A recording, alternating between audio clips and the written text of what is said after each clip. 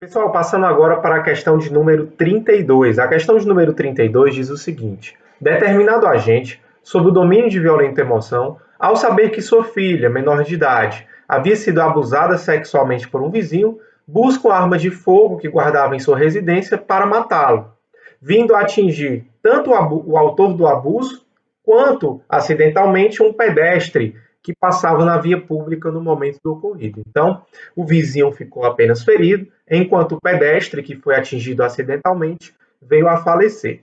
Na hipótese, a questão quer que você assinale o item correto. Então, do item A ao item E, serão trazidas diversas capitulações dessas condutas e desses resultados, ok? Eu vou já comentar aqui exatamente como deve ser a capitulação da conduta. Nós devemos apenas, já para facilitar, eliminar dois itens que estão sumariamente incorretos, que são os itens C e o item E. São os itens C e E. O item C está equivocado por quê? Porque não se trata de erro quanto à pessoa. O erro quanto à pessoa ocorre quando o indivíduo se equivoca na identificação do seu alvo. Nesse caso, o que houve foi um erro na execução, foi um erro de pontaria. O indivíduo queria acertar uma pessoa, o seu vizinho, e acabou atingindo outra, que era o pedestre, ok? Então o item C já está incorreto. E o item E diz o seguinte: o agente deverá ser absolvido ante a ausência de culpabilidade. Não, né, pessoal? Não há ausência de culpabilidade aqui, não há nenhuma hipótese excludente, seja da imputabilidade, seja da potencial consciência da ilicitude, ou seja, da exigibilidade de conduta diversa. Então, há sim culpabilidade. Então, os itens C e E estão incorretos. E aí agora a gente passa a analisar essa conduta. Eu já falei que se trata de erro na execução. O erro na execução, que também é conhecido como aberratio ictus, é tratado pelo artigo 73 do Código Penal. Então, eu recomendo que você abra o Vademecum lá no artigo 73 agora, beleza? O artigo 73 diz que se o indivíduo atingir apenas a pessoa que foi acertada acidentalmente, então, no nosso exemplo, se o agente houvesse atingido apenas o pedestre, ele responderia como se tivesse atingido o vizinho. Então, aplicam-se as mesmas regras do erro quanto à pessoa. Não obstante, no nosso exemplo hipotético, o único lesado tenha sido o pedestre, o indivíduo responde como se tivesse atingido o vizinho, ok? Aqui a gente está falando do erro na execução com resultado simples. Houve apenas um único resultado. Ocorre que na situação, em concreto, o resultado foi duplo, ou seja, tanto o vizinho quanto o pedestre foram atingidos. O vizinho ficou apenas ferido e o pedestre veio a falecer. Então você tem dois resultados e aí você vai ter também, obviamente, dois crimes. A questão é quais serão esses delitos.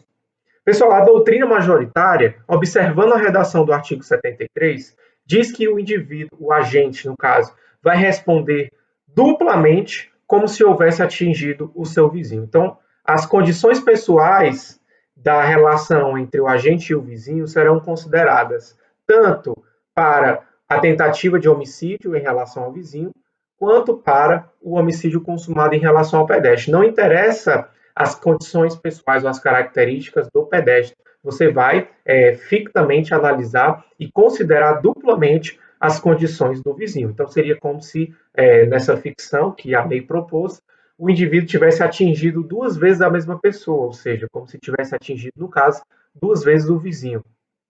E aí, agora nos resta analisar qual foi o crime cometido em face do vizinho, porque aí vai ser esse crime vezes dois, ok? Em face do vizinho, o que houve foi uma tentativa de homicídio privilegiado, porque o agente estava sob o domínio de violenta emoção, logo após injusta provocação da vítima. Então, contra o vizinho foi tentativa de homicídio privilegiado.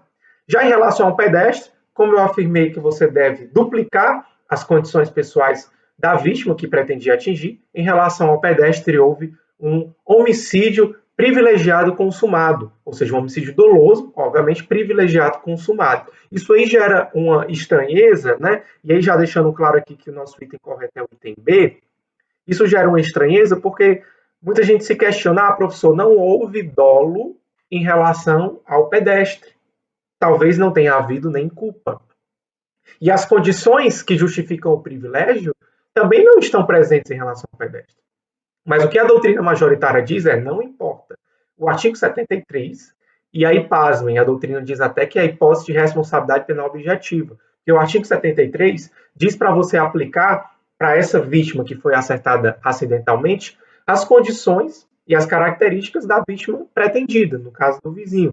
Então, não importa que em relação ao pedestre o agente não tenha agido com culpa ou dolo. O que importa é que em relação ao vizinho houve sim esse elemento subjetivo. E aí é esse elemento subjetivo direcionado ao vizinho que você vai considerar também quanto ao pedestre. Isso aí gera realmente um bug na mente, né? Causa realmente estranheza, mas é o entendimento dominante na doutrina e na jurisprudência e é adotado em provas de concurso público, beleza? Então devemos ter muito cuidado com esse posicionamento.